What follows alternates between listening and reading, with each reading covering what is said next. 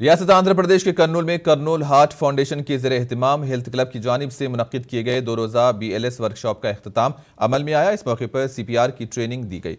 Training में शिरकत करने वालों को सर्टिफिकेट से नवाजा गया। BLS ट्रेनर डॉक्टर अशोक ने कहा कि अचानक कल्ब पर होने वाले हमले के दौरान CPR के जरिए इंसानी जानों को बचाया जा सकता है। इन्होंने CPR से वाकिफियत हासिल करने अवाम पर जोर दिया। 2 days వర్క్షాప్ జరిగింది, ముఖ్యంగా BLS వర్క్షాప్.